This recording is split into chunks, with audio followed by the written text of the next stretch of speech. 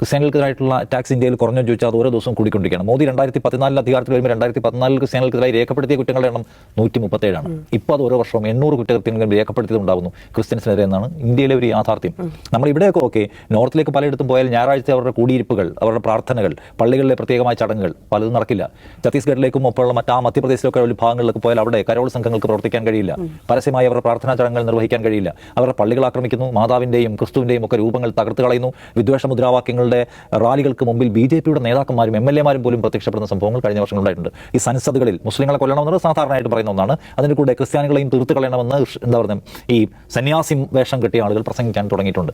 അതാണ് ഇന്ന് അവർ നേരിടുന്ന ക്രൈസിസ്. അതിനകത്തൊരു കാര്യമുള്ളത്, ഇപ്പോൾ പുതിയതായിട്ടൊന്നുമല്ല ക്രിസ്ത്യാനികൾക്ക് നേരെ ഇന്ത്യയിൽ നടക്കുന്ന അതിക്രമങ്ങളെക്കുറിച്ച് നമ്മൾ പറയുമ്പോൾ പുതിയതായിട്ടൊന്നുമില്ല. പക്ഷേ അതിനകത്ത് നേരത്തെ അജിംസ് പറഞ്ഞാലേ വ്യത്യസ്താഭിപ്രായങ്ങൾ ഉണ്ടാവാതിരിക്കുക, അത് അതിജീവന പ്രശ്നമാണെന്ന് മനസ്സിലാക്കുക പ്രധാനമാണ്. കാരണം നമ്മളൊരു പ്രശ്നം നേരിടുമ്പോൾ ആ പ്രശ്നം ഞങ്ങൾ നേരിടുന്നുണ്ട്, ഞങ്ങൾ അറ്റാക്ക് ചെയ്യപ്പെടുന്നുണ്ട്, ഞങ്ങൾക്ക് ഭരണഘടനാപരമായ അവകാശവും പ്രിവിലേജും ഉണ്ട്, ഞങ്ങളെ ആക്രമിക്കാൻ പാടില്ല, ഞങ്ങളെ ആക്രമിക്കുന്നവർ ഇവരാണ്.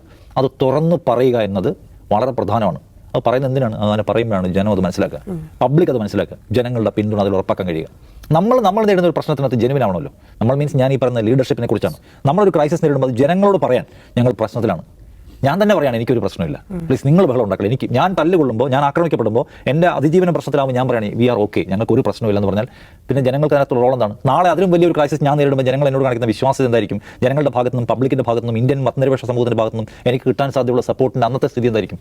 അതുകൊണ്ട് ജെനുവിൻ ആവുക, എന്താണ് സംഭവിക്കുന്നതെന്ന് തുറന്നു പറയാനുള്ള ബാധ്യത ഇന്ത്യയിലെ പുരോഹിത സമൂഹത്തിനുണ്ട് എന്ന് ഞാൻ പറയും. കഴിഞ്ഞ ദിവസം ആണ്ടൂർ സ്ഥാനത്ത് പറയുന്നു കരോൾ സംഘത്തിന് നേരിടുന്ന ആക്രമണം എൻ്റെ ശ്രദ്ധയിൽപ്പെട്ടില്ലെന്ന്. ഈ കേരളത്തിലെ മാധ്യമങ്ങൾ മണിക്കൂറുകൾ ചർച്ച ചെയ്തൊരു വിഷയം തൻ്റെ ശ്രദ്ധയിൽപ്പെട്ടിട്ടില്ല എന്ന് പറയാൻ പറ്റും വിധത്തിലുള്ള ആത്മാർത്ഥാരാഹിത്യം അതിന് വന്നുപോയോ? ഇങ്ങനെ കുഴപ്പമാണ്. നാളെ ഇതിനേക്കാൾ വലിയൊരു ക്രൈസിസ് നേരിടുമ്പോൾ ഉറക്കം നിലവിളിക്കുമ്പോൾ നിങ്ങൾ അന്ന് പറഞ്ഞ എന്തായിരുന്നു എന്ന് ജനം ചോദിക്കില്ലേ? അതുകൊണ്ട് ചെറിയ പ്രശ്നം എന്ന് വെച്ചാൽ ക്രിസ്ത്യൻ സമൂഹം ഇന്ത്യയിൽ എല്ലാ അവകാശത്തോടുകൂടിയും ജീവിക്കാൻ പ്രിവിലേജ് ഉള്ളവരാണ്. അവരുടെ പള്ളികൾ ആക്രമിക്കാനോ, അവരുടെ കുർബാന തടസ്സപ്പെടുത്താനോ, അവരുടെ കരോൾ തടയാനോ ഒരാൾക്കും ഇവിടെ റൈറ്റില്ല. എല്ലാവർക്കും ഉള്ളതുപോലെ റൈറ്റുള്ളവരാണ് അവർ. അപ്പോൾ അത് ആക്രമിക്കപ്പെടുന്ന സമയത്ത് തുറന്ന് സംസാരിക്കുക എന്ന് പറയുന്നത് പ്രധാനമാണ്.